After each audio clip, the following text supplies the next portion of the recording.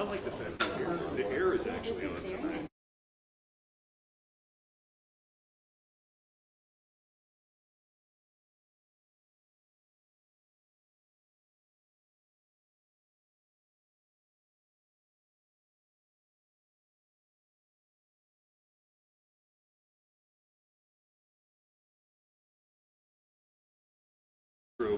Absolutely.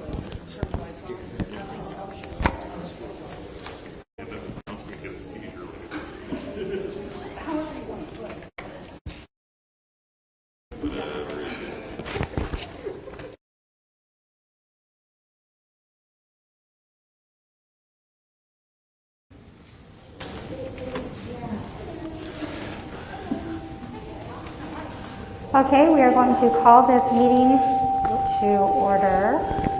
Once my He's working on it. thank you. This is a notice of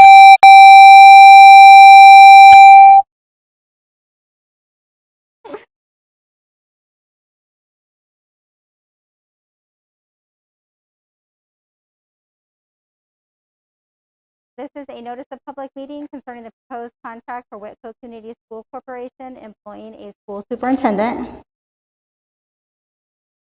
In your packet, board and community, it's been properly advertised on our website as well as in the local newspapers.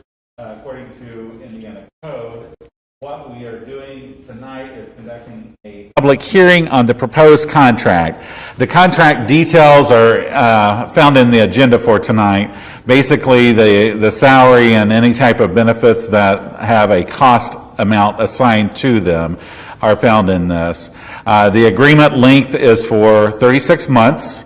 The work days will be 260 days, and any increases in salary amounts, if the incoming superintendent is rated effective or highly effective, he or she would receive a salary based on that rating, salary increase. So at this point, we'll open it up. If there are any public comments regarding the contract, there is a microphone with the podium. I'd ask that you move to that area and share your public comments for the board. So anyone in the audience wishing to express comment? Okay. Sir? If you could, state your name and then begin. My name is Stacy Petrovas. I'm looking at this $155,000, $500 proposed contract. We have somebody already in mind for this position, I take it? Yes. This is about $9,000, $9,500 more than Dr. Penrod was receiving. Is that correct? I would have to go back and check the prior contract, but that probably sounds about right. Okay, was that ever offered to him? Not to my knowledge. Okay, well, according to a couple of people that left, there was a proposal for a monetary increase and it never went through because he was making enough money already. Now this new superintendent is as qualified as Dr. Penrod was? That's really a personnel issue. I can't address that during a public hearing. I mean, if you're welcome to share whatever comments that you would like to make, though. Okay, my comment is this, that we're offering $10,000 more almost for what? More? Are we getting more? Period. That's what I need to know. Okay. Thank you. Any other public comments?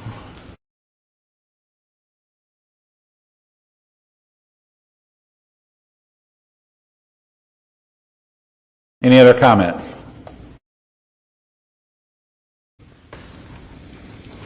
Okay. According to law, I mean, we have to not act on the contract until at least 7 calendar days has expired. So I would recommend that you act on the contract on June 1st during a special meeting at 5:30, if that's acceptable with the board. So we will consider that contract at that point, June 1st at 5:30 p.m.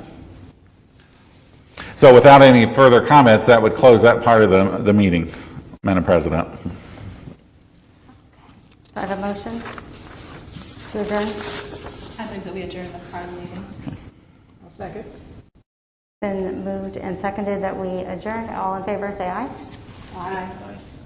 All opposed? Passes. And our next meeting is at 6:30. Thank you.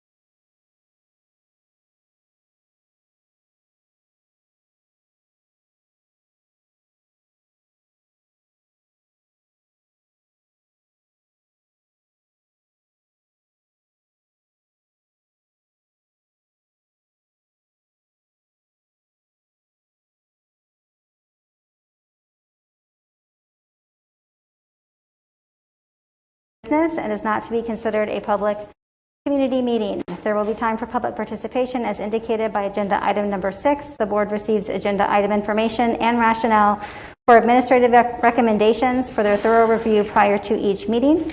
We're going to say the pledge. Please stand. I pledge allegiance to the flag of the United States of America and to the republic for which it stands, one nation, under God, indivisible, with liberty and justice for all. Thank you. Okay, recognizing the media, I see we have Teresa Carano from the Times Union and Tribune News. Thank you. And we have 4 special presentations tonight. First up is Whitko FFA.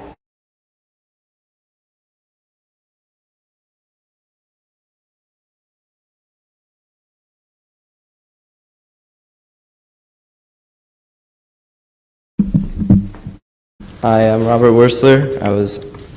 I'm the chapter treasurer. I was on the Wildlife Habitat Education Program team.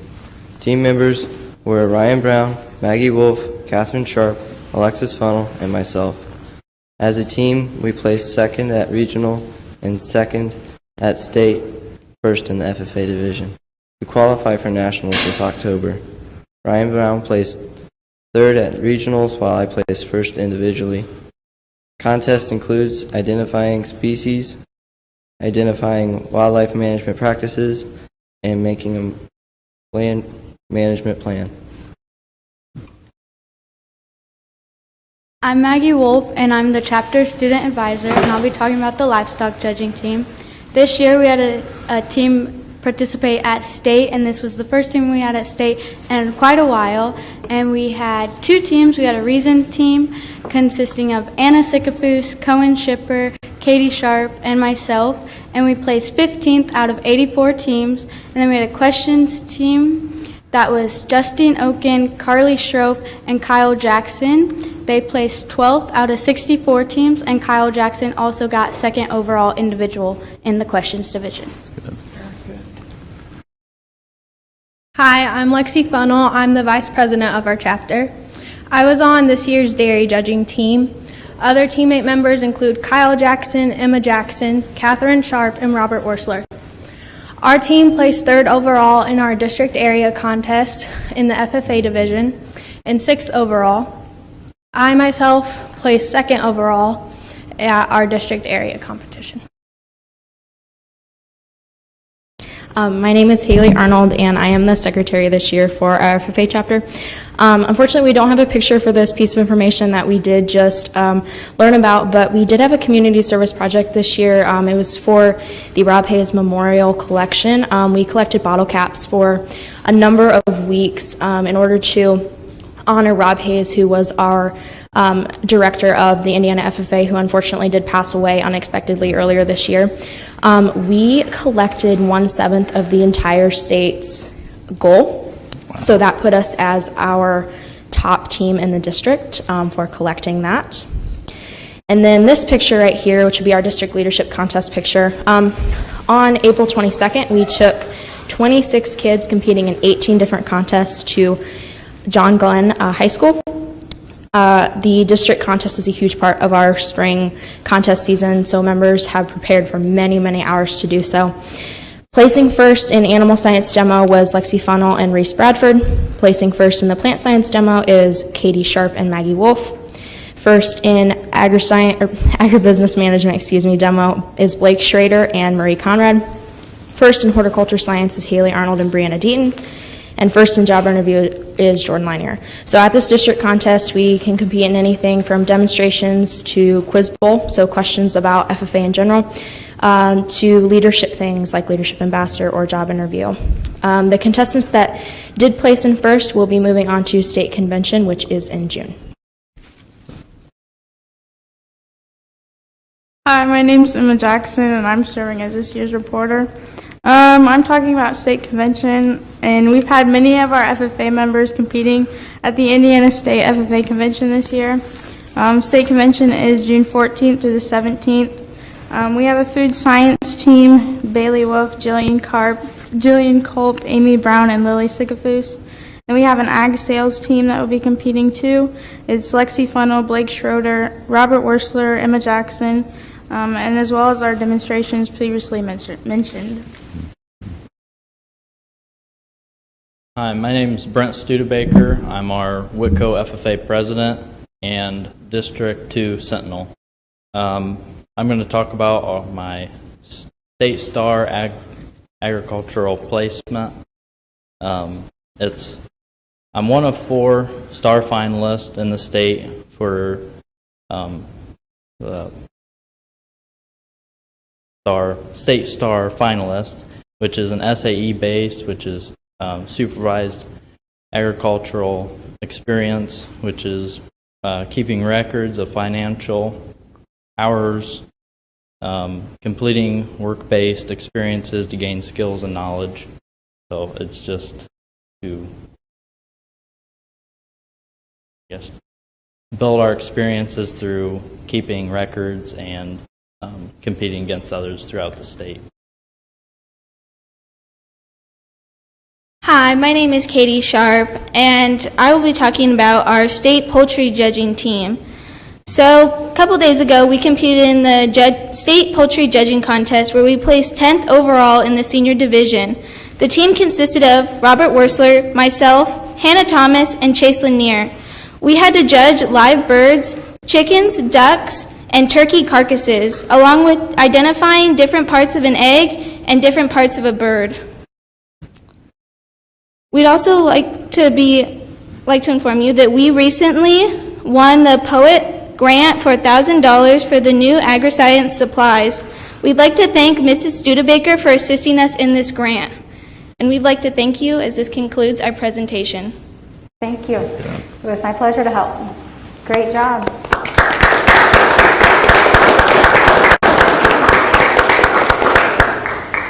Okay, next up, we're going to hear from Whitko Archery and about their season. First off, I'd like to thank the board and all the people who were involved this year for the transition. My name's Mark Lime. I'm the father of Laura Lime. I took over for Mr. Green when he stepped down in June of last year. So Jim and all the principals, Julius, everybody helped us make that transition from practicing out here at the Career Academy to the elementary at South Whitley. So go ahead and next slide. I threw up, all our contact information in case you guys need to get a hold of us. Next one. And this is a picture of our, the shed out there when we were getting stuff stored in there. We still have a little bit of stuff out here in the concession stand at the football field, and we appreciate Mr. Luce for allowing us to do that. So thank you for getting us all together. And then on to our competition season real quick. Normally we're anywhere from 14 to 18 tournaments this year. With COVID, a lot of the stuff was done virtually. We actually got to go down to state this year. On February 7th, the exciting thing that happened this year was the first time we've been able to take a high school bullseye team in almost 4 years. So that was sort of a last minute thing. The state coordinator called us up and said, hey, can you throw a team together? And we got enough to come through. So then we went on the 13th to Churubusco locally. Then we went down to the Indianapolis Fairgrounds on the 13th. The following weekend, we held approximately 120 archers here at the Career Academy. Then on May 5th, they went virtual for the Nationals. And then coming up here, we're taking 6 archers are going down at the Open Championship in South Carolina. Their parents will be taking them for their chance to shoot into the championship down in Myrtle Beach. And then we'll probably have about that many going out to Seven Springs on an outdoor shoot.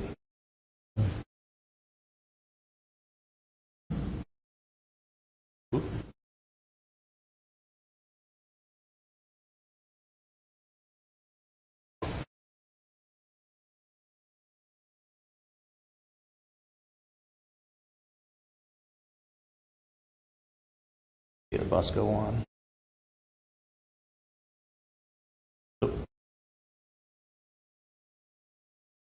Down, up one more.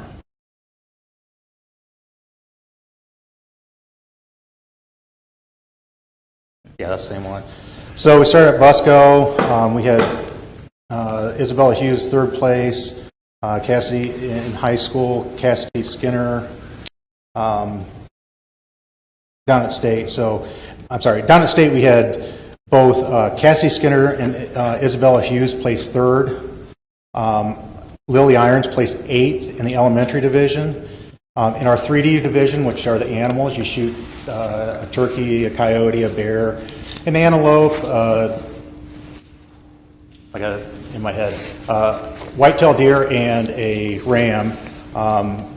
Both Cassidy and Isabella finished first in their division. They finished first and second overall Indian archers in 3D. Okay, next. This is just from the Invitational. We actually swept the ladies' side in the high school division. Had some very nice, first place with the elementary division, and some high finishes for the middle school division. And during that period of time, Wayne TV recognized the Whitko Archery as the team of the week. Mm-hmm. I remember that. This is just from the nationals that were held just a couple weeks ago. Not a great showing, but for 3D, nationally there were 4,000 archers total. Cassidy Skinner finished 16th in the nation out of that. Next slide. Just to show you, another very good showing. Not any places, but they had nearly 15,700 archers shoot virtually across the nation. Wow. Normally that, it's 14 to 15,000 archers down in Louisville, Kentucky. Next, please. And this is something I really take pride in. NASP offers an academic archer program, and all our kids, they're told, academics first. They're just like any student athlete. They're a student first and archer second. So this is recognition of all the academic archers this year. Next. And finally, we have a solo senior this year, and I think this slide means the most to us because it's all about family with us. And on that, I would appreciate your time, and if you guys have any questions, like I said, reach out to us. We're looking to grow it more next year. Thank you. It's a wonderful program, and our kids get a lot out of it. Thank you.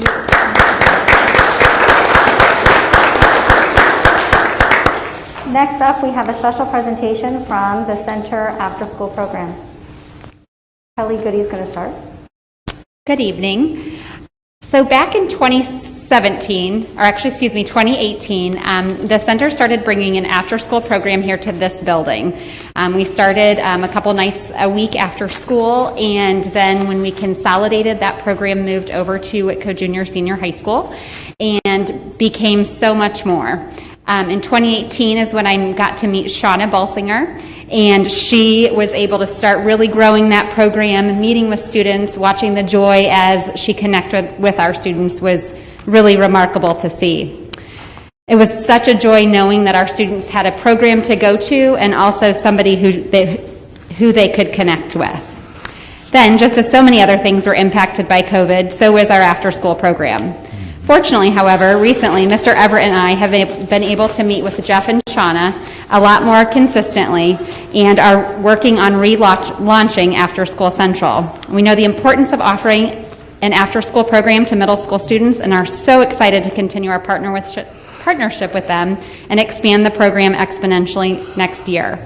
So now I'm going to turn it over to Jeff Wike, who is the executive director for the center out of Columbia City, and Shawna Balsiger, who is our Whitko program director.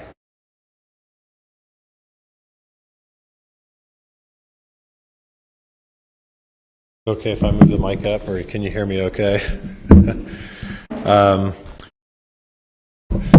Thank you. So first off, just want to say thank you for the opportunity just to share a little bit about who the center is, and also just a word of encouragement. You know, as we've been involved in the community here in a more intense way the last 3 years since 2018, we have really seen how much of a light this school is in the community and to the kids that are part of it. Just the teachers, the relationships, the culture that's here at the school, it really is a positive force in a lot of these kids' lives. I mean, yes, the kids have a lot of tough things going on in their life, but the school is a light, and we have seen that kind of as outsiders looking in a little bit. So just to encourage the board and those of you that are here that are involved. So just appreciate that example, that passion for kids that we share with you guys.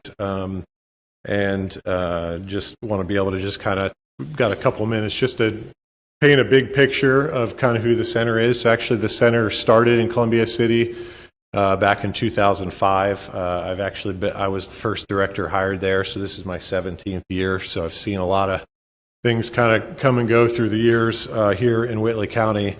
And then we were able to launch an after-school program site in South Whitley 3 years ago. But even before we were able to kind of have a local involvement here in South Whitley for Whitko students, we actually had engagement with a lot of Whitko students through the years that actually would come to our Columbia City location at the time when we were getting things off the ground and involved. So I'd actually just like to read an email that was sent to us just a couple of weeks ago that was sent to my staff team from a gal named Marin, who was a Whitko grad. It's a little long, so if you'll bear with me, but she says a lot of things probably better than I could say myself, and I just thought it would be good to read to you guys. And some of you may know or remember Marin, who's just graduated, but I'll let her kind of tell her story here. So, hello to the most loving staff I've ever experienced. I have a bit of a story to share with you that fueled my yearning to study philanthropic studies and motivated me to continue to persevere even as times were hard, which contributed to what is happening now, my graduation and the showcase of my learning through my e-portfolio. I want to thank you for everything you're doing in the Whitley County community through the center and the many other activities you were all involved in. You all have heard my story before with my brother Skylar, who was also a Whitko grad. When Skylar was in high school and would come to the center, I, as a young elementary schooler, could see a change in my brother. Skylar was my main babysitter. As my parents were divorced, my father was sick, and my mother was in school and worked full-time. Before the center, Skylar struggled academically and even had to take my little brother Mason and I to the high school with him early so that he could get tutoring. In addition, before the center, Skylar and I would butt heads more than average siblings. But when Skylar started going to the center and was able to meet new friends, such as Scott Stoffel, by the way, some of you might know him, and play dodgeball and find other adults that genuinely cared about him, I, as a young girl, could see my older brother shape into this loving adult who learned perseverance and began to thrive academically. At the time, I did not realize it yet, but not only would the center leave such an impact on my brother, but it would leave an impact on me as well. This experience would stick with me, but I would not know how it would affect my academic studies for many years. When I was in the 8th grade, I was approached by my guidance counselor who asked if I wanted to join the youth, I'm going to butcher the word philanthropy probably multiple times, the youth philanthropy pod HANDS, and I had no idea what philanthropy was and did not know if she was trying to say photosynthesis or photography or what. But she said I would get out of school for the day, and as an 8th grader, this sounded great. Looking back, I now see how this opportunity changed my life. HANDS taught me basic definitions of philanthropy, how to practice philanthropy. I then yearned for more experience and then joined FISH, which gave me the opportunity to do those things and endeavors on a national-wide scale. Now the Lilly Family School of Philanthropy has given me many of the tools and skills I need to create an impact in my community as a fundraiser, as a program officer, and more. Throughout my undergraduate career, I have studied nonprofit management, donor motivation engagement, fundraising principles and practice, ethics, and the history of philanthropy. In these studies, students were asked to apply this knowledge to specific organizations and nonprofits. For me, the center was always at the forefront of my mind. After interning there last summer in 2020, my love for the center grew and always permeated in my heart and thoughts. When my tests and papers were hard and I felt like switching my major and moving back home, I reflected on all of the wonderful organizations in my community, specifically the center, and how I could help in my community, and knew that I could not quit. The center was my motivation. Very soon, I will graduate with my bachelor's degree in philanthropic studies, my certificate in nonprofit management, my certificate in fundraising management, and half of my master's degree in philanthropy completed. Over the next year, I will finish my master's degree online, and the center was my motivation. You all are an inspiration to me and someone I look up to. Thank you for your time and effort. And so just to kind of connect some dots, so she mentioned Skylar, who was a Whitko grad, who used to come and hang out on Friday nights at the center. There's a packet up here by the board agendas if you didn't get one. There's some really good kind of big picture overview, some did you know kinds of things about who we are and what we do. And there's also a link there for a video story of Skylar kind of telling his story as well.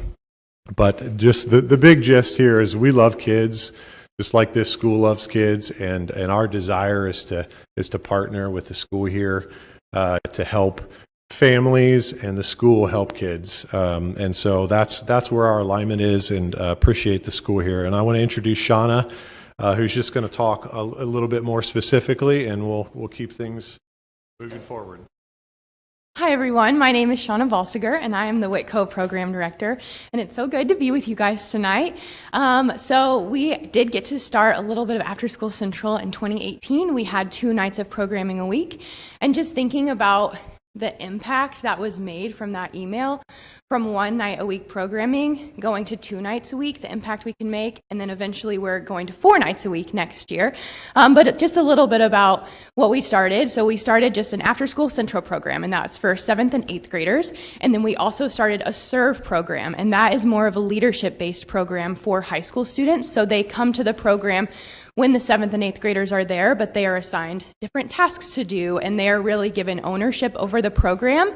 And then we also had life coaching. So we have a certified life coach on our staff that met with a couple of our Whitko students and just talked with them through some really hard things and was there for them and was able to make such a deep connection. Another thing that we have to offer are trips and events during the summer. This summer we're going on a Boundary Waters trip, which is a week of camping and canoeing and doing all of the outdoor things that a lot of people don't get to do.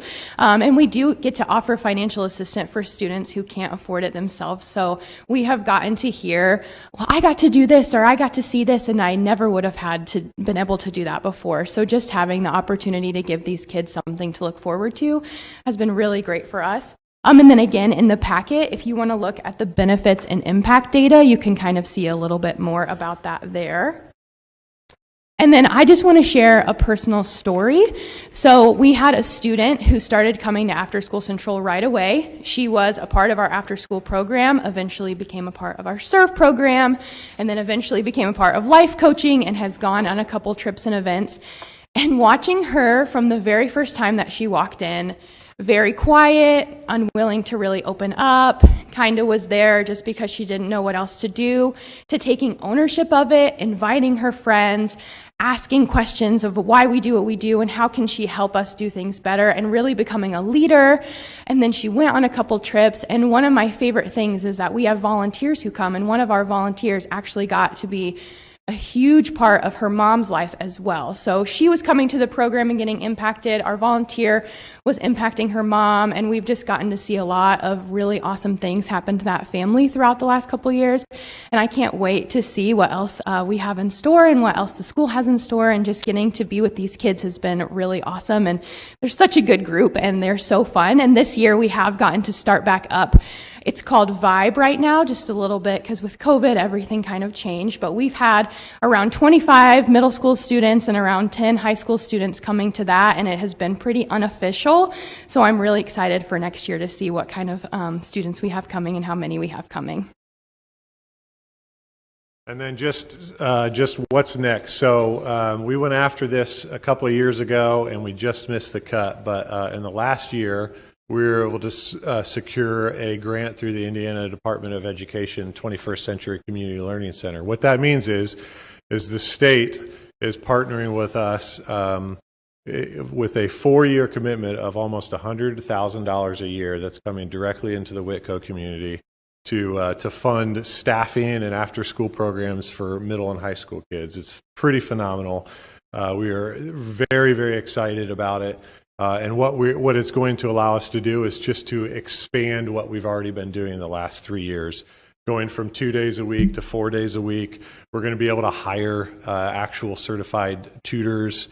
Instead of just offering homework help, we're actually going to be able to bring in what will hopefully be even some Whitko teachers that will voluntarily get involved to help tutor potentially. We've got some partnerships that we've made with 4-H to come in weekly and do science, technology, engineering, arts, and math activities with kids after school.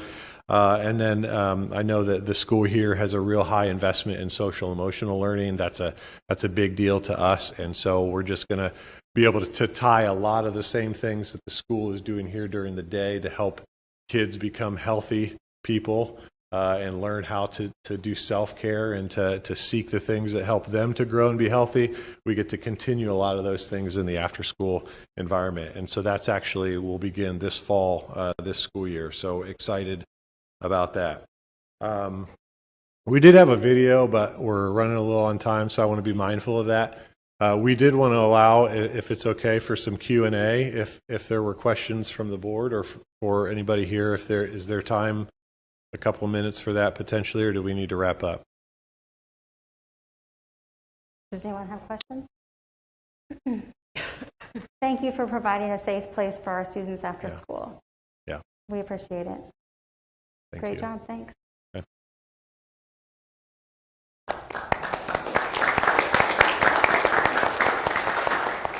Next up is Whitko Art Department.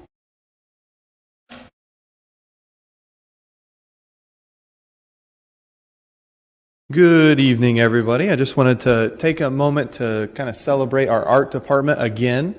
Some of the awards that some of our students have been earning recently, and felt it was important to make sure that was a special presentation here.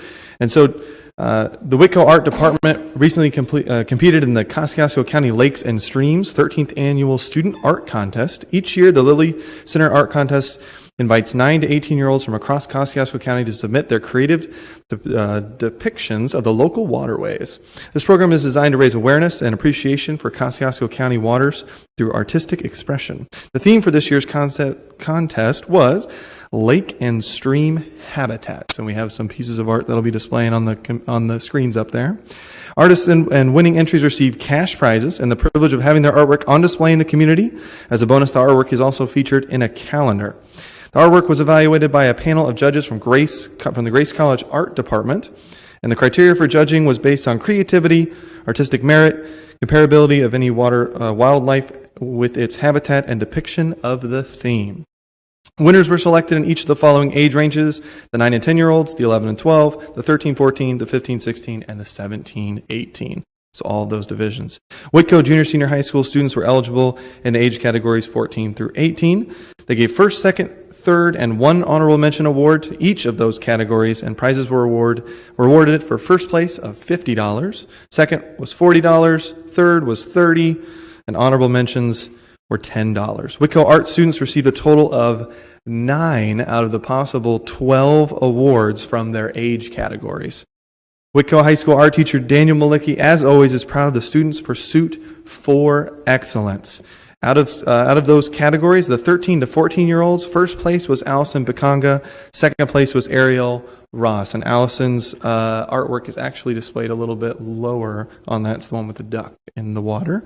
Then our 15 to 16-year-olds, first place was Anna Arter, third place Zoe Yarger, and honorable mention was Caitlin King. And Anna Arter's was the one with the lily pads depicted on that top right. And then our 17 to 18-year-olds, first place was Morgan Dick, second place Myra Buckles, third place Rice Norrigan, and honorable mention Kaylee Gaff, and Morgan's is depicted there with the dog in the water. So again, just congratulations to our art department, our art students who continue to win award after award out of our small little community. Thank you. Thank you. Very good.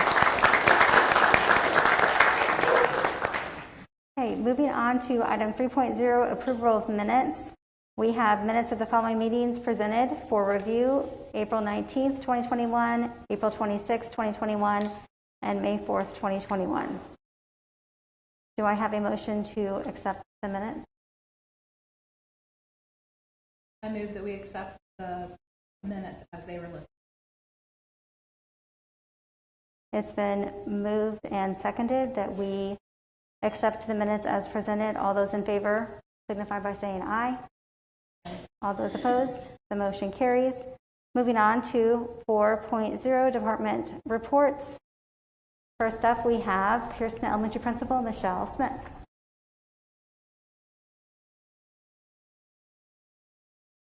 Good evening. Just a couple brief items for the end of the school year. I can't believe we're actually saying it's the end of the school year, but we have had some special activities leading up to that, some celebrations. We look forward to our 6th grade graduation parade in front of the school later this week. And I just want to really take a minute to say thank you to the entire community for our great success with our Coins for Canine competition fundraiser. We had a lot of fun with that between South Whitley and Pearson. And I'm so proud of the amount of money that was raised between both schools. It was just an amazing, fun event. The kids got into the competition, and I took my water balloons like a champ. And Bryan took his too. Mr. Emmert took his too. I had a lot of fun with that, and the kids loved it. So the entire school came out to watch, and it was great to hear all that laughter and fun from the kids. And just want to quickly recognize we do have a retiree. Mrs. Slocum, Susie Slocum, is retiring from Whitko at the end of this year, and she's just been a fabulous asset to our school, and we will miss her. So I just wanted to make sure to recognize her. Okay, thank you. Next up, we have Bryan Emmert for South Whitley. Good evening. Yeah, 200 water balloons. That was fun. Last Friday, in between throwing water balloons, we had a socially distanced field day. And how did we do that? Well, we had the great help of the junior, senior high staff and students. We divided up into grade levels, so they were with the kids that they have recess and lunch with. And our students and staff said that this was the best and well-planned field day they have had in a long time, and appreciate the use of the football track and the auditorium. So thank you, Mr. Everett. I just wanted to recognize that this week we are celebrating 2 people on their retirement from Whitko and South Whitley Elementary. Lisa Gothrop, 4th grade teacher, and Tom Kelly, our head custodian. The staff celebrated this evening with Lisa and her family, and Wednesday morning we're going to celebrate with Mr. Kelly. And I wanted to thank both of them for your time, service, and leadership at South Whitley Elementary School. Thank you. Thank you. Next, we will hear from, I don't think Julius is here, is he? Okay. Mr. Lamon. Mr. Lamon, are you here? Oh, come on up. I blend in. All right, so you have my packet, so we'll just talk about a couple things that have happened since the past 2 weeks.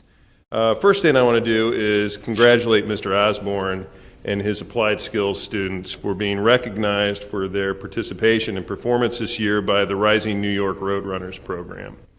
Byron received an email from Jonathan Salea, the program coordinator for the New York Roadrunners organization.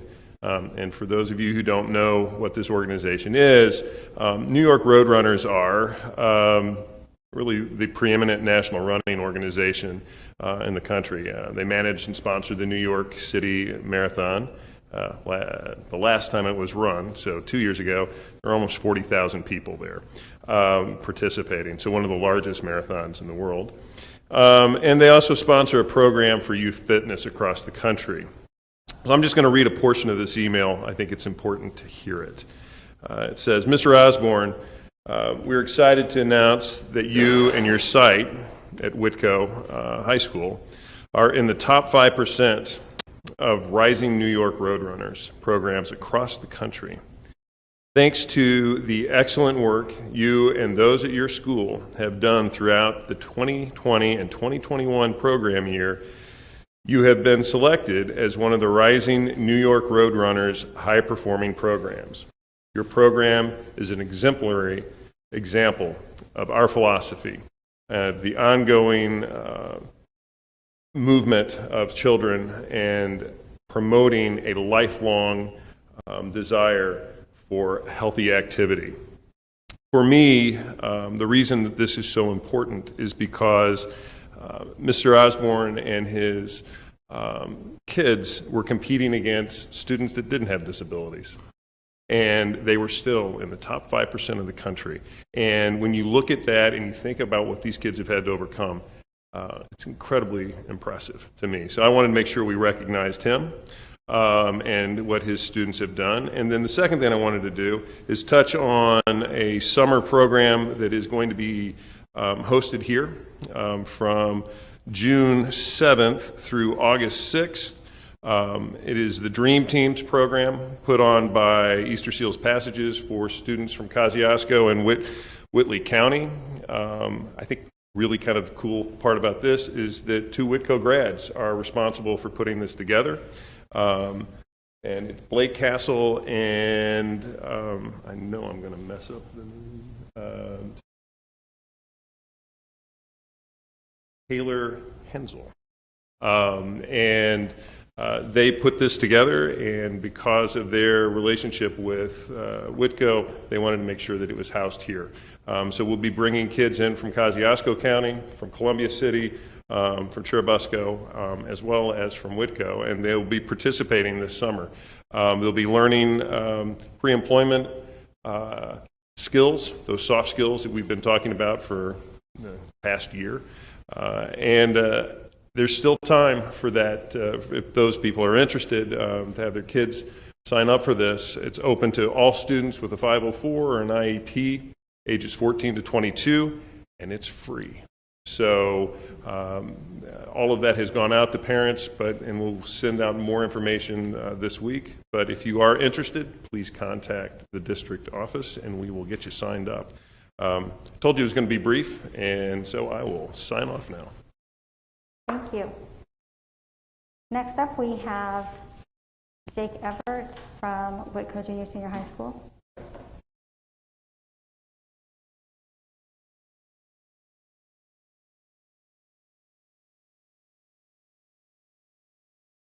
Good evening. Just a few things to highlight from the junior senior high school.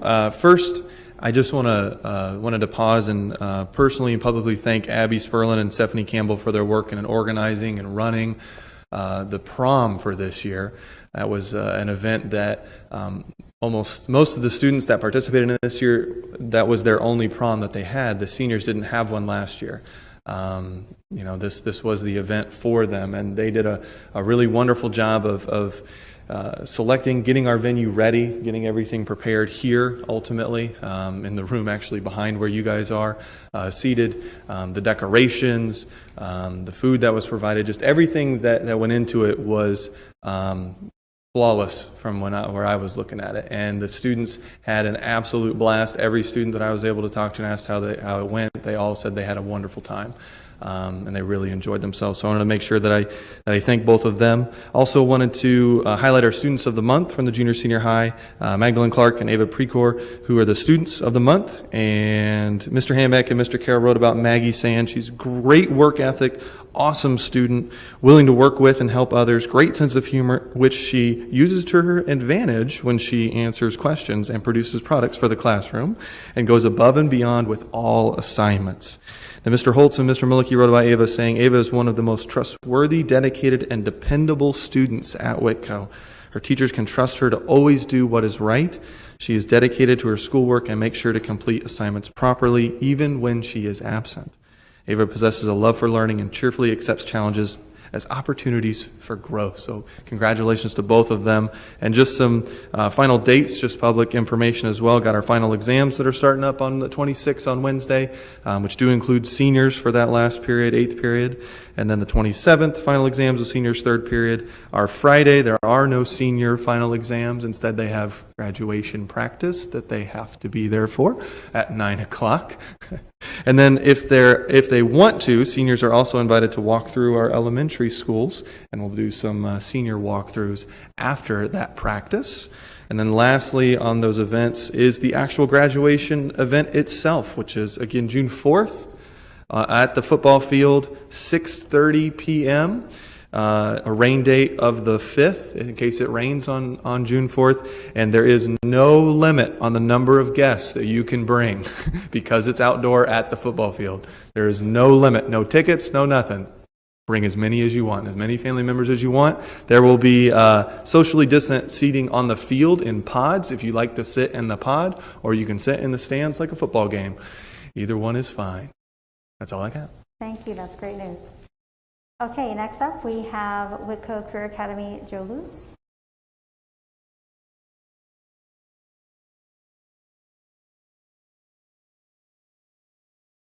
Good evening. You guys have my packet. Hopefully you'll take a look at the exciting things our teachers are doing. Just a couple highlights. One, as Jake mentioned, the prom was held here at the Career Academy, and it was absolutely fantastic. It was a pleasure to be a part of, and lots of excitement and memories were made that night by our students, and it was a first-class event that was well organized, so lots of shout-outs to people that were involved with that.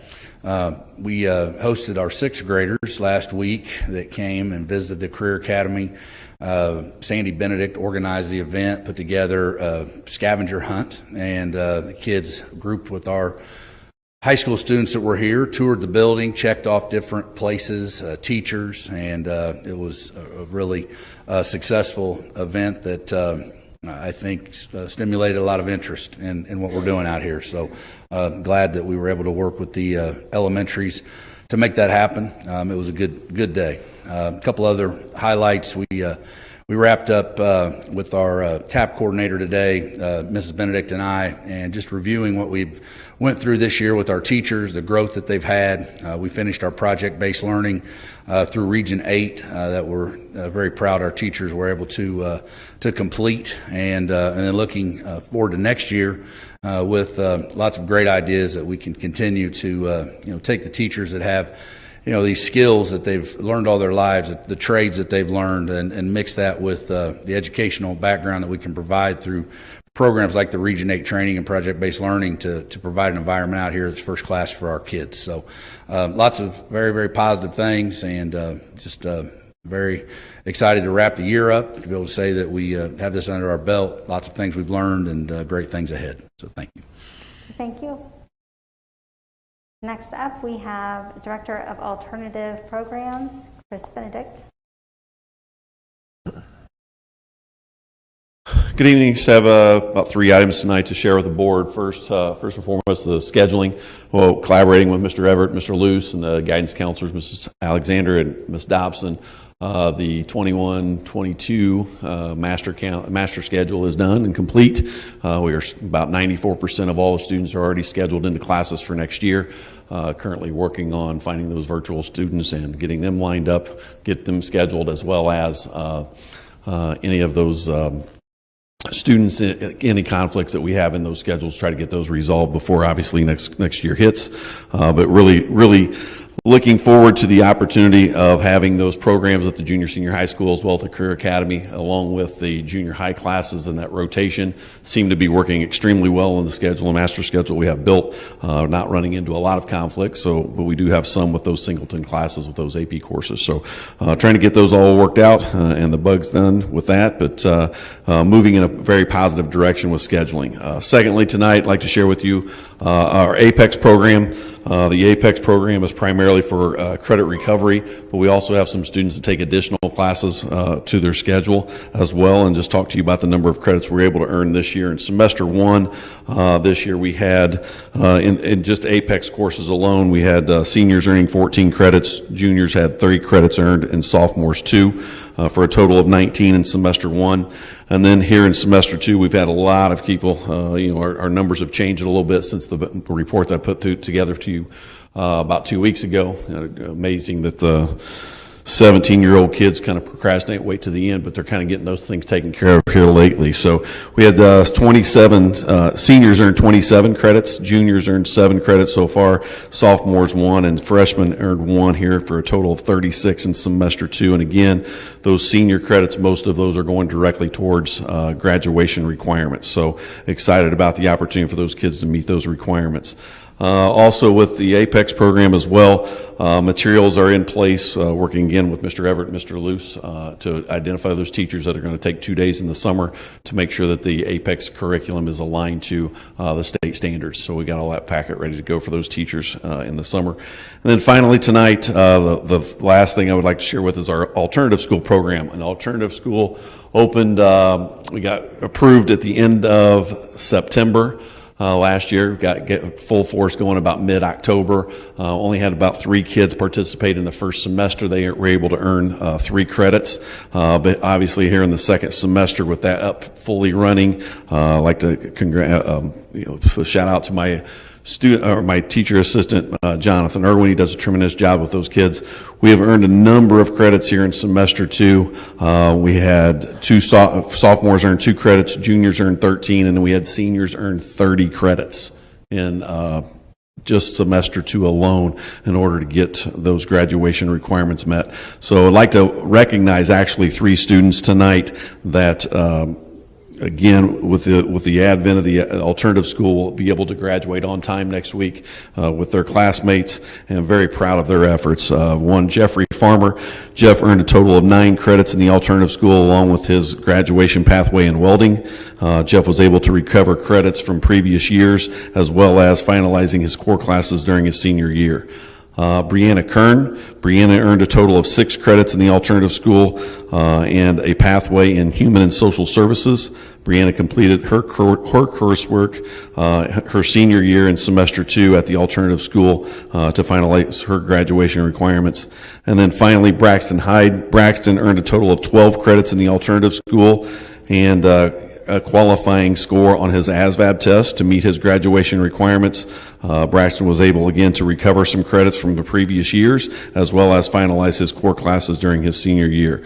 We'd like to congratulate those kids on a job well done and hard work that they put into their second semester to make sure that they meet those requirements. Wish them the best in their future endeavors, and also just the path that they've shown other students that there is a way through a little different method, a little different and unique setting, be able to meet those graduation requirements. So really proud of those 3 students, and just wanted to update the board on that tonight. Thank you. Next up, we have Technology Department's Jason Klein.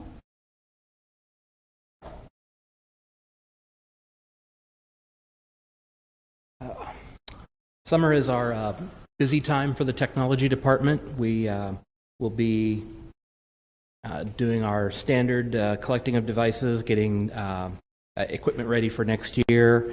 We also will be placing 4 grade levels worth of devices. This will be kindergarten, 1st, 5th, and 9th grade. We'll be getting new Chromebooks for next year. Our elementary teachers are also due for a new device, so they will be getting new desktop and mobile devices as well as new Chromebooks for our secondary, junior, senior high, and career academy teachers. And we do have a few corporate-wide projects that we will be covering this year.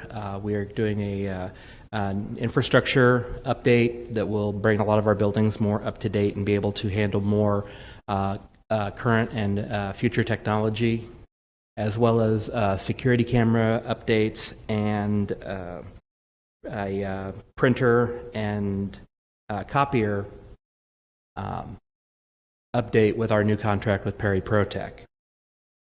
Also, our elementary projectors are being replaced with smart TVs like we have at the junior and senior high school, and that will bring everybody together on the same technology level. And lastly, we hired our technology interns for the year. They are students that have that are seniors in the work-based learning program. And this, for the last 7 years, we have hired 1 to 2 students to help us during the school year. And this year, we are proud to announce that we have hired 2. And that is Lily Sperlin and Guinevere Gar. And I believe that is all I have. Okay, thank you very much. Thank you. Okay, and we have School Resource Officer Tim Clark and his special guest, Jake.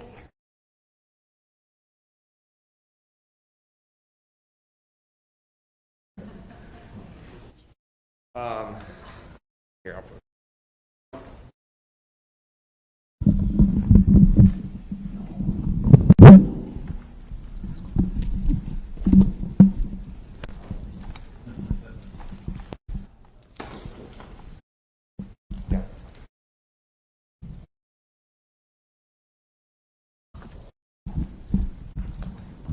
All right, so this is Jake. He is the dog that we're trying out essentially for what would be, I guess, the next month, a little over a month now. We've had him for about 3 weeks. He's done a great job. This is the state you'll generally find him in a lot of times, just laying down, kind of chilling out.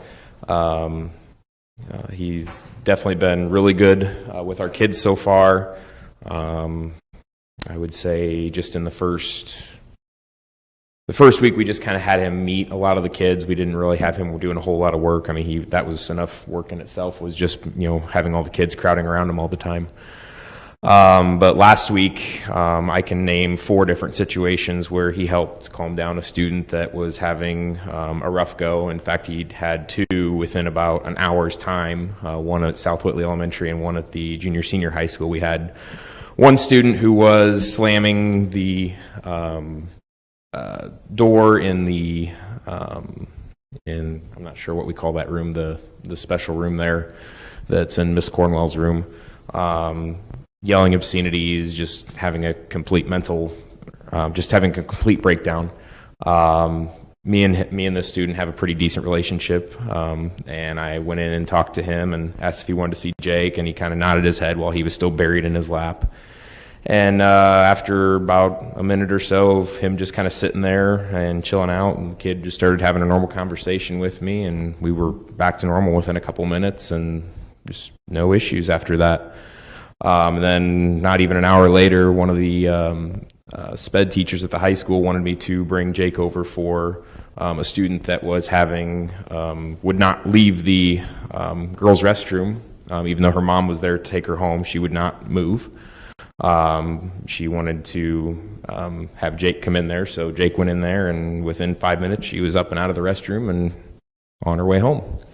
So he's paying dividends already just in the first couple of weeks here, but he's having a great time. He's very calm around the kid. I mean, I've been blown away by all the compliments we get on him from a lot of the staff. Just of how docile he is around the kids, even when they're just pulling on him, hugging him, crowding around him.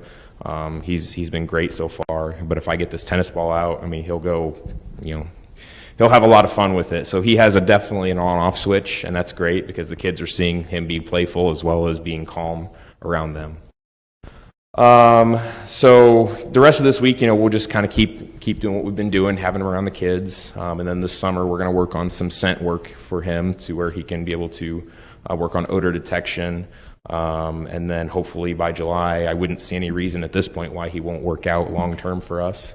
But then that's when we'll have to make our final determination if we're going to keep him then. But like I said, I don't see any reason at this point. I mean, he's done phenomenal these first couple of weeks.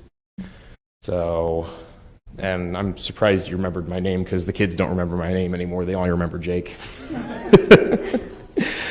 So but he's done a really good job. And our fundraising efforts, we received $15,000 from the Kosciuszko County Community Foundation Community Funds Grant. We received $15,000 from them last week, which is our largest single donation total. We're within a couple of $1,000s of the overall total, and I'm pretty confident here before the end of the month that we're going to have the rest of that. I've heard some little birdies talking here and there that we've got some things coming down the road. So it's pretty impressive that we've been able to raise that much money in under 6 months. So it's been a great time. I'm having a great time with this little guy, and I know he's having a lot of fun, and I know the kids are just loving it. So yeah, that's about all I have, unless anybody has any questions. Thank you. We hope he's the dog for us. We get to keep him. Okay, next we have 4.2, our superintendent update. Board, you have in your packet, we received another donation from Feed the Children, 5,437 pounds of school supplies, copy paper, furniture, and batteries, valued at $50,502.58. So we certainly appreciate all the donations from Feed the Children. That is so fantastic. So that's going to help a lot of our families, a lot of our students. It provides opportunity for us that we don't have to purchase these items, so it saves us money. So this is really a wonderful donation. So I wanted to bring the board up to date on that. Thank you. Okay. 5.0, our business reports. In your packet, board, you had the fund report, the appropriation report, revenue report, and claims. No projects at this time, but I did want to bring to your attention, we will have to write a pre-write check. It would be paid as a pre-written. We received a bill for Nash property claims. The water damage that was sustained earlier in the year, I think back into February when they came out. Service call was on February 8th. The total bill to repair the damage that was done with the water, let me find it here.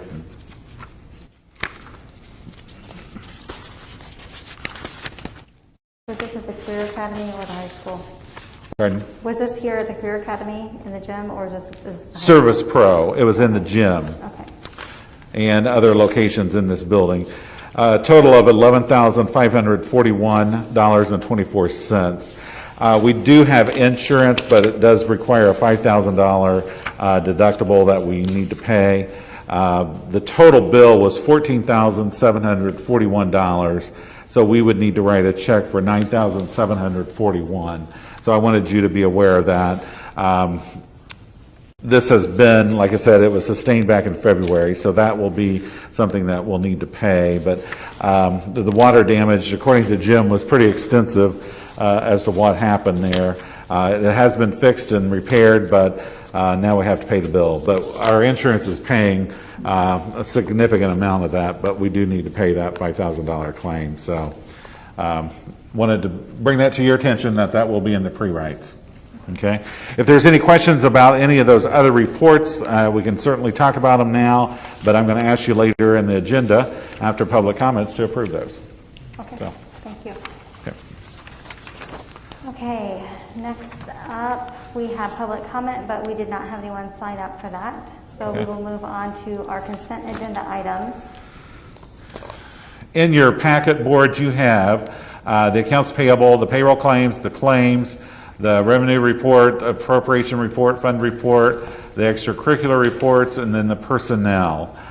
So we had asked that all of those be approved by consensus if acceptable.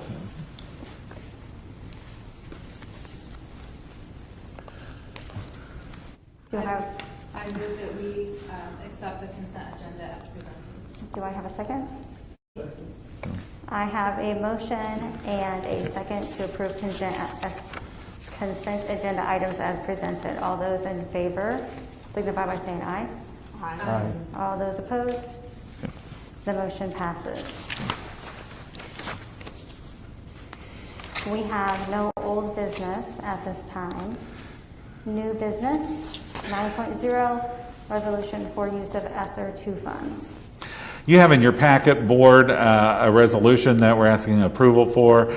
Basically, the resolution says that every staff, full or part-time, that was employed as of May 3rd, 2021, will receive a $1,000 stipend in recognition of the increased work and effort that they provided during the COVID-19 pandemic. This money is federal money. This ESSER funds we have allocated from the DOE. It's federal dollars that we have at the district's disposal as to how that's used in support of remedy against the pandemic. And all of our staff, they were asked if they were eligible for this, what additional responsibilities that they performed. Amazing what happened last school year and then even into this school year. And this is certainly deserved by everyone that was on staff. Administratively, we talked about how do you really determine if you're part-time, full-time, what contribution, how do you put a dollar amount on that? That's why we decided to just say $1,000 per staff member. So we're asking that you approve that, and it would be those federal funds that the district received, no tax dollars, would be used to support that. But we're asking that that resolution be approved. Do I have a motion? I make a motion that the resolution be approved as to use the ESSER funds. Do I have a second? Is there any discussion?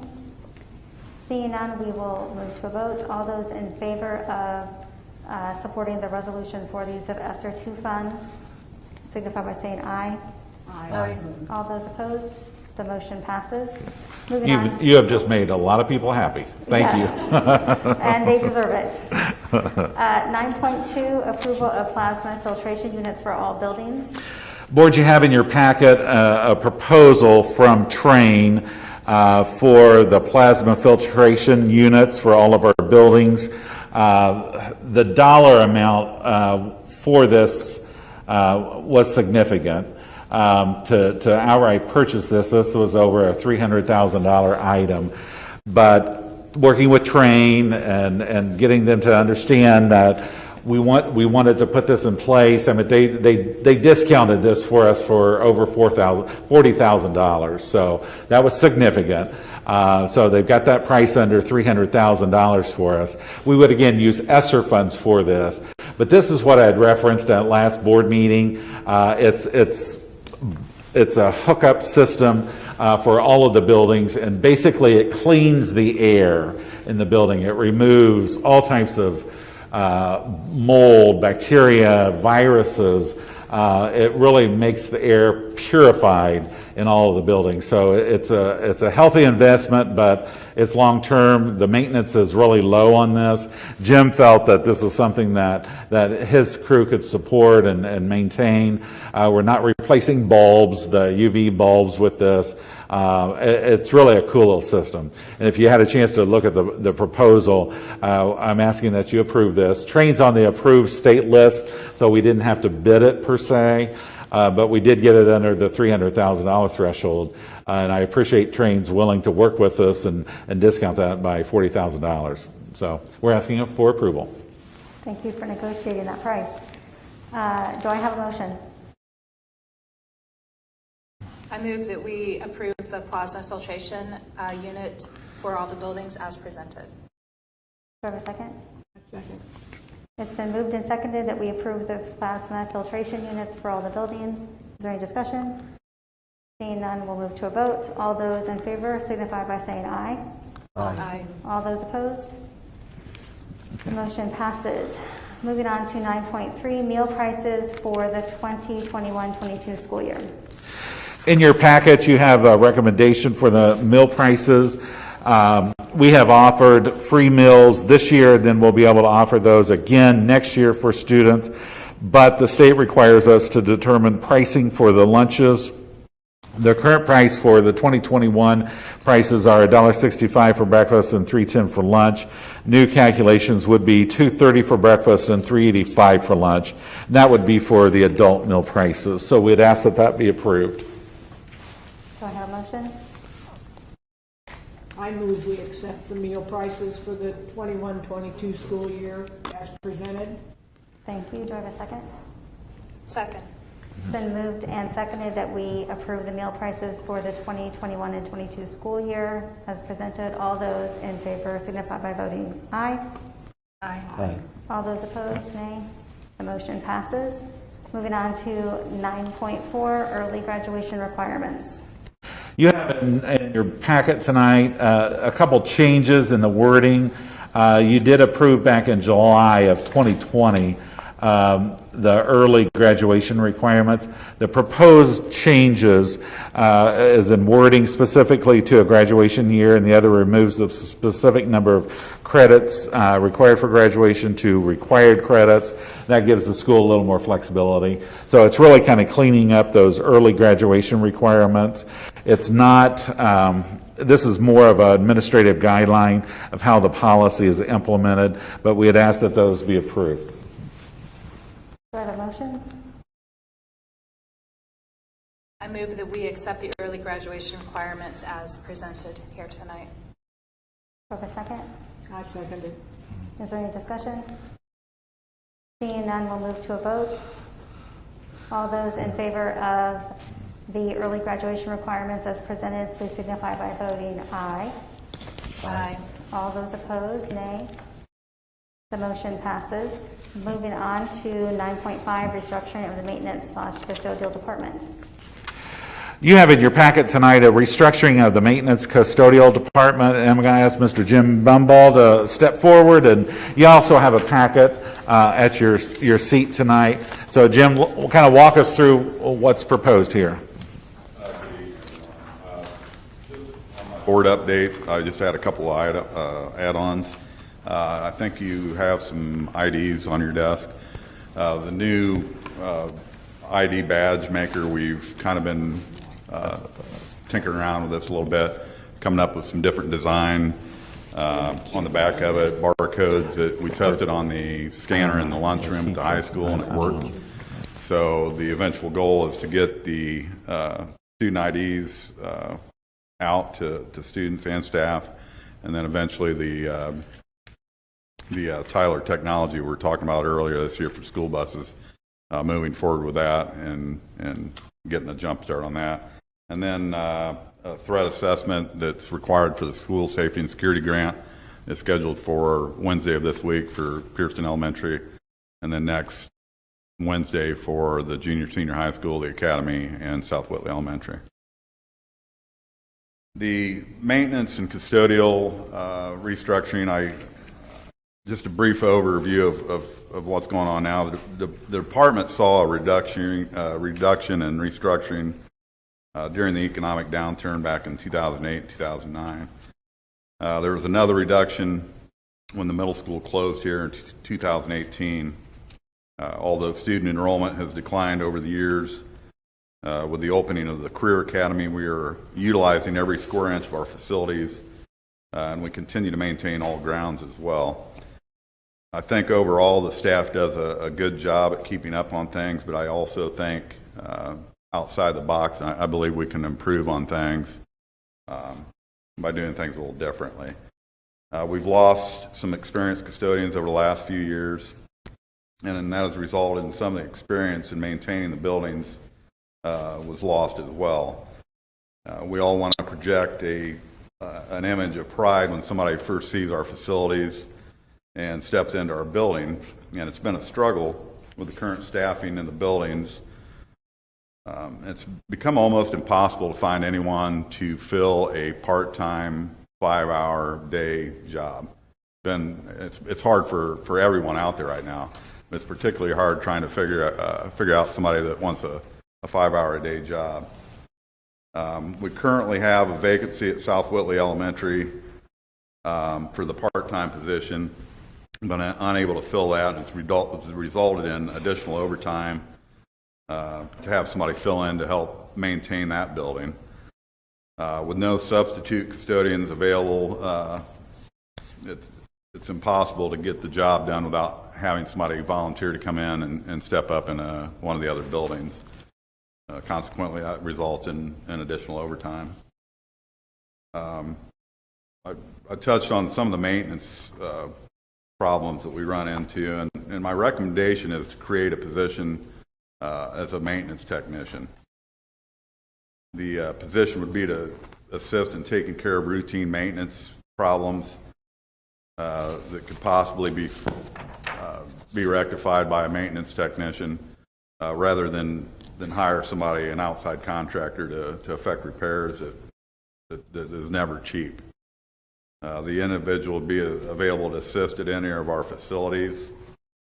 I strongly believe that this could result in a good cost saving for the corporation, and potentially with the restructuring, if approved, I think within a year or so, it could potentially cover the cost of the restructuring. I would also recommend that we replace the one part-time custodial position at South Whitley Elementary into a full-time position. There's currently 2 part-time custodians in that building and then 1 full-time custodian. As I touched on earlier, the 1 part-time position became vacant when Terry Brandenburg resigned last month. It continues to be unfilled, and fortunately we've had a couple of the custodians that were part-time step up, and they're sharing their time between the junior high school and South Whitley Elementary, which is helping out a lot right now. It's really hard to maintain the buildings to acceptable standards when we have a custodian that's absent. It's off for an extended period of time.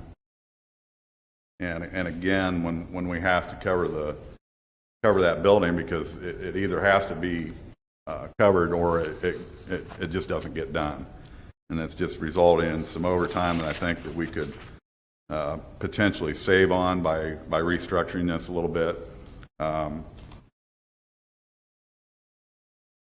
Bringing or moving the part-time South Whitley custodian to a full-time would make Pierceton Elementary, South Whitley Elementary, and the Career Academy have the exact staffing levels.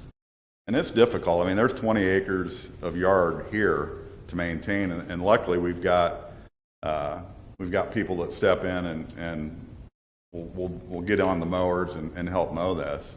You know, there's 5 acres at Pierceton and about 10 at the high school. So this time of year has been tough. I mean, we had the whole year's been tough. I mean, it's the dynamics of COVID and the cleaning and I'm sorry, but it's here to stay. I mean, those kind of expectations are going to be here, and again with the plasma air, I think that's going to help out tremendously.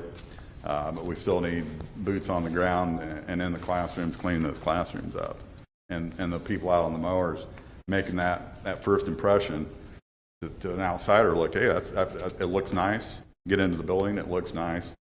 And I think restructuring this, getting a maintenance technician on board to help resolve some of these routine maintenance problems that pop up that the custodians in the building possibly can't figure out themselves. You know, they don't have the experience to do that. Get somebody in there that can do those routine problems. And I'm not saying to get in there and dig into an electrical system when they're not an electrician. They require somebody that needs a license, and we'll get somebody contracted to do the job that's required. So again, you have the slides here, the proposal, and I put on there with the changes that I propose, the collective pay per hour that it's currently existing. The change in that per hour is $36.68, and I know that includes just the salary. I mean, there's other things to consider as far as benefits and things like that go, but I think overall this would be just a good thing for the corporation. I think there's a lot of positives out of this. I think the entire custodial staff would feel a little bit more relieved and feel like they've got the tools to get the job done and keep the buildings and facilities looking good. So that's all I have. So we're proposing, first of all, that you approve the restaffing. So we'd ask that you approve that. I make a motion, we approve the restaffing of the maintenance custodial department. Does that include the new position? Pardon? Does that include the new position then? No, that would be next. Is that separate? Okay. Yep. Do I have a second? Second. As Jim laid out in the proposal, board, I just wanted to kind of point out what this would mean. I know he has really struggled, and I mean, he's done a fantastic job trying to stay on top of people and fill positions as they come open. And I mean, our custodians and maintenance staff are really kind of like the teaching staff, like the instructional assistant staff. I mean, it's an aging group. People are retiring, people are leaving. I mean, it's difficult to find people for part-time jobs. I know he's really struggled to do that. And the proposal really kind of lays out for the corporation. It does increase the cost, but over time, what will happen is a lot of these jobs that we have to contract out for would be able to be performed in-house. And I really think that's going to save some money. I really do. And in the long run, I mean, it's going to save some. And it also protects those positions and makes those positions full-time so that he's able to keep those staff in place for longer tenure. So that's why I think basically we want to do this. And it's, I mean, it's kind of ironic that today there was another letter of resignation submitted by one of the full-time custodians. That's just, he's been here a long, long time, and that's what we're facing now. The job description, I believe everybody has a job description of how I kind of vision this position, and I think going through this and looking at each job responsibility overall, I mean, I'm an optimist by nature. You know, I see a vision, you know, a year or two down the road. I think this will be seen as being a great move. Has Joe already agreed if we approve all this? I've just kind of touched base with him. I mean, he's got he's got 30 years experience at Whitko, and there's a lot of people that call because he's familiar with the equipment. And I mean, obviously this would be posted, and we'll look at the pool that comes in, but looking on the inside and looking at somebody that knows the equipment. I mean, So if this hasn't been posted, then can we really approve this? I mean, all these moves, if they haven't been posted. These moves that are here would satisfy all the custodial positions. And then the next recommendation that we have in your packet is to approve the maintenance technician position. So if you approve this, you're approving everything other than that. Then we're going to ask you to approve that next. Explain the difference between the maintenance technician and full-time maintenance technician 952. I'm a little confused here. Okay. Yeah, that was just. I mean, there'll be an individual that requires a two-man repair or something. That would not necessarily be a separate position. That would be somebody that he would go to tap into. If he needs to go to like Pearson Elementary and needs some assistance, that would be who he would contact. I'm not ready to vote on something like this. I didn't get the minutes, the agenda for the meeting until I walked in here tonight. Mm. Didn't I get think that was anything. emailed to you. No, I did not get anything. I called today and asked for it. So I would like to table this. Okay. I think we need a little time to look at it. I'm not sure that we totally understand the cost and how many positions we're talking about. So I don't want to vote on something until I look at it closer and discuss it a little bit more. So I hear a motion to table. So is there, I guess, a second on that? I would second that. Okay. Any discussion? Okay, there's been a motion and a second to table this for a month. We can revisit it at the next meeting. All those in favor of tabling it for a month? Could I ask how long we're tabling it? Just till the next month, yeah. So we'll bring it back at the June meeting? Table it for a month, and then we can... Yeah, I don't know as I'm against it, I just want... A month or the June 1st meeting or the June 21st? I'm confused. Good point. I thought June the 1st, we surely can get it done by then. He needs to know. I would be fine with June 1st. June 1st? Are you okay with that? Just get a little bit more information? Okay. Okay. You okay with that, Bill? That's fine, I just want a day or two to look at it. Okay. I don't want to vote But on he didn't something. have time to look at it, and there's more questions, it sounds like, so. Okay. Okay, so the motion has been moved and seconded to table this discussion until June 1st. All those in favor signify by vote by aye.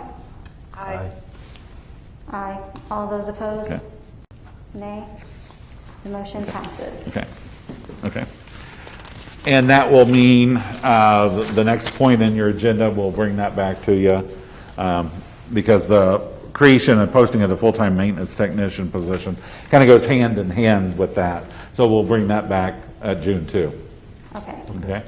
Okay, so we're moving on to 10.0, miscellaneous administrative items. Okay, I wanted to, I guess... I had something in new business.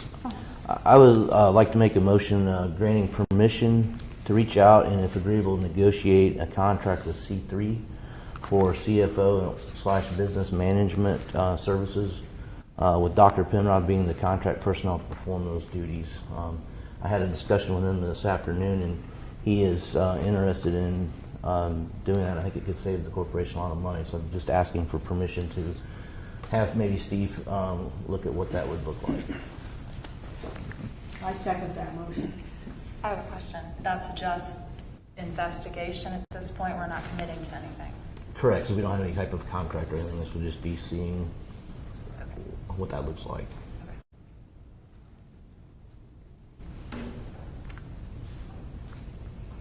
So the motion, okay, so your motion is what?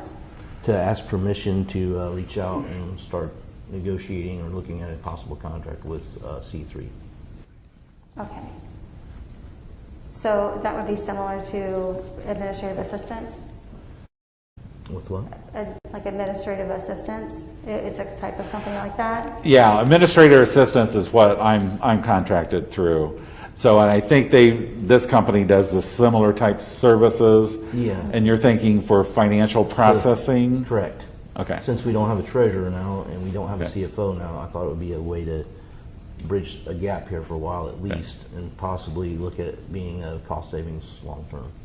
Are we still having the gentleman that was assisting with the Treasury Department? Is he still helping? He's still helping, yes. What's currently going on with finances right now, the former treasurer, I mean, she's gracious enough, she's been coming in on weekends and working. Mr. Lamon, he's continuing to work, some on site, some remotely. I mean, that's going on now. So I guess my question is, would this replace that? I mean, is that, I guess I need some more direction, what we're thinking here. Yeah, it could. I mean, he's willing to, I think, work on budget type stuff as we move forward. One of the things that I see is he continues to have an interest in the school, and with what he had started in his vision. I mean, I know of 3 potential donors for here that have either put the donations on hold or retracted them with his departure, and I think it totals over $1 million. I think if we could have his presence back in some state, and we were all pretty agreeable that he was doing a great job with the finances, that would help solidify some of that relationship and maybe bring some of that back to the table. In addition to, I mean, that's kind of why I'm thinking that this is a good thing, in addition to his skills that he had, is to look at how that vision could benefit us. Is this something maybe our new superintendent should be part of that discussion? He would be working with this person. I think our new superintendent needs to be brought in on this as well, because he does have a business background and he does a lot of budgeting and funding and all that kind of experience. So I think he should be brought in on that conversation as well. And he'll be here just in a few weeks, so. Yeah. So is this something we should postpone maybe until the June regular session and revisit it then? Yeah, I'm fine with that. I think it'd be nice to include him in the discussion. For sure. Okay. So your motion right now is just to reach out and explore that. Okay. So, I mean, if you want me to do that, I will. If you approve that as a board, I mean, I'll certainly do that, which may set it up for when the new superintendent's here. That could proceed at this point. I could see that fast tracking this a little bit. You get some of the groundwork done. It would. I don't think it'd be a waste of time. It may not go through, but it would be something that could help us hit the ground running. Okay, so what is the motion? That we have Mr. Darnell reach out, then? That's what I wrote down. Yeah. Okay. All right, it's been moved and seconded by Georgia that we reach out to C3 for CFO services to explore it. All those in favor signify by saying aye. Aye. All those opposed? Motion carries. Okay. Moving on to miscellaneous board items. Okay, in your packet, I did have some items listed there. Just as a reminder, board, the last student day is May 28th. Last teacher day is on June 1st, and June 1st we do have a celebration that morning starting at 7:30. Board, you're all invited to that. I mean, it's a staff recognition breakfast. We'll recognize our service awardees for 5 years, 10 years, 15 years, 20 years, whatever, in 5-year increments, all of those years at Whitko. Those people will receive a service pin for that. We'll recognize our retirees, and we'll just celebrate a good year of learning for students at Whitko that morning. So that's going on. I wanted you to be aware of that. Mr. Everett's already mentioned about graduation. I mean, you're certainly invited to that, 6:30 on the football field on June 4th. Then a couple other items I wanted to run by you. We do have a need for 3 permanent substitute teachers for the buildings, one at South Whitley Elementary, one at Pierceton Elementary, and one at the junior-senior high school.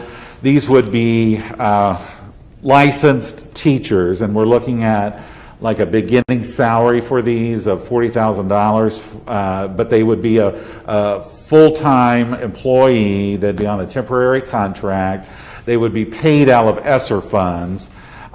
This past year, I know the principals have really struggled with getting subs into the building and filling positions. We have resourced through the federal ESSER dollars to put in each of those 3 buildings a permanent sub.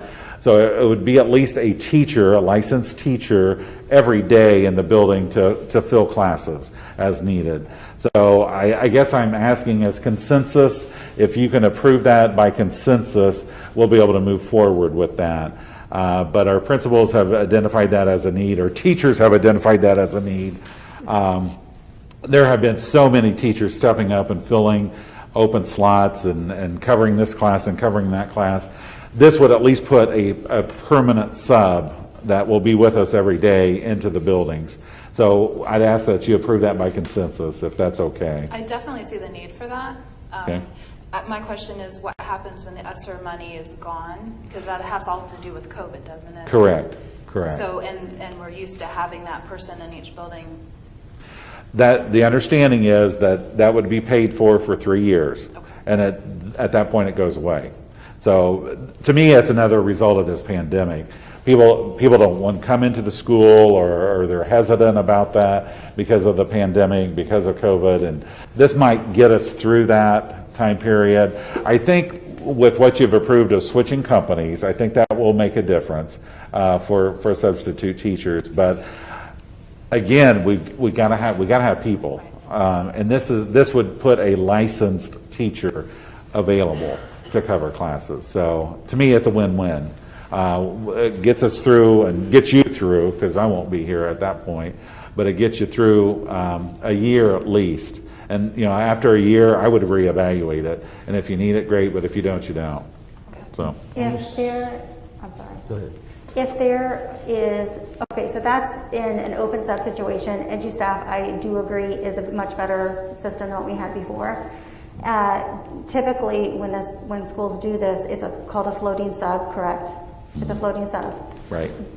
One per building is kind of a lot. Is there always going to be something for them to do if we don't have an open sub situation? Principals told me that they need at least one every day. Okay. There's been someone out every day, and we would have this person, play that out. That's a good question. Play it out. We would have this person in place, and they would be the first go-to. Let's say there's one teacher out that needs a sub. Well, this person would go to that classroom for the day, and they'd fill that job because they would be on if someone staff. calls for a sub, the sub doesn't show up, that's what this person does, Yes. correct? Okay. Yes. Or they call for a sub and there isn't a sub, then boom, that person takes care of that. Let's say Pierceton needs 3 subs and the other 2 buildings don't need a sub, so can all 3 of them go to that building? We could, can interchange them? we could make those arrangements too. So, I think as long as they're floating and they're not necessarily tied to one building, maybe that's their base and they fill that first and then they can go to the other buildings if needed. Okay. that would not be a problem. I mean, I'm sure we'd be able to work that out. Okay. So, because there's just this need, you want a licensed teacher in front of kids. And I mean, there's just been too many situations this year that there hasn't been. Are most subs licensed or are they not licensed? Do you see a problem filling those voids? I would say that's probably about half and half. I think half of them are licensed teachers and half of them are not. So you don't have to be a licensed teacher to sub. Right. I mean, you can be a high school graduate with a sub license and sub. Well, you want these to be definitely licensed teachers? We want them to be licensed. Mm-hmm. And this is for 1 year or 3? You said that there's 1 year. just 1 year. Okay. 1 year. It would be renewable if you need it after 1 year, but it would be a 1 year temporary contract. Kind of like what you did with those virtual teachers this year. It was a 1 year contract. You said the ESSER funds are for 3 years? Yes. So will we be applying for ESSER funds for 3 years? No, we have the 1 year? money. We have the money. It's just if we choose to use it that way. Okay. Did we have any full-time subs this year? No. I thought we had 2. Not full time. And Amy, correct me if I'm wrong. Full time subs this year? Okay, sorry. There have been 2 then. That were paid where, how? You said they were paid from where? Will sub? Okay. Can they be grandfathered in if they choose to want to stay or not? If they're licensed teachers, then we would move them into those slots. But if not, then no. There'll be jobs for them. Here? There'll be jobs, yeah. Okay. The number of staff that we have, I mean, there's just too many jobs that go unfilled. So, I mean, they would have jobs. So. Any more discussion? Okay. Do I have a motion for 9.5.2? No, not that one. Well, subs. 1, how many do you want? 3? 1 per building. 1 per building, 3 subs. Licensed teachers. Paid from ESSER. Okay. I move that we have 3 permanent subs, 1 per building, paid through ESSER as presented by Mr. Darnell. Do I have a second? Second. 3 or 4? 3. 3. Okay. Okay, it's been moved and seconded that we have 3 full-time subs with teaching licenses for all 3 buildings.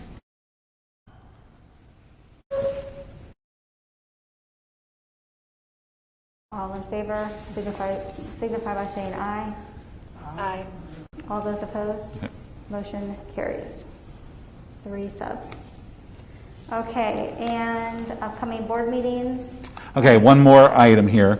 I wanted to remind the board, I know you've had some training in the past about this, but there is a chain of command with Public School Board of Trustees. You hire the superintendent, and you're going through that process. So the superintendent is your employee. So whenever board members, you have questions, comments, concerns, don't email people. Email the superintendent, or you have questions, comments, concerns about staff people, see the superintendent about it. So it just makes life easier for the staff, and it makes it easier to remedy problems. When there's something that I discover, I share that with all of you. So that's the way we need to process. And I just want to remind you that's the way you need to operate. So you're going to have a new person coming on board real soon here. And just out of respect for that individual and respect for the staff, all of you, please do that. Please do that. So, thank you.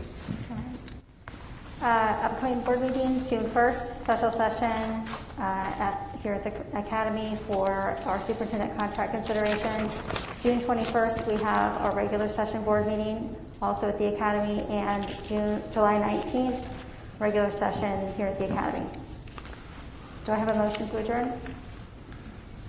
I move that we adjourn. Second. Thank you. All those in favor, signify by saying aye. Aye.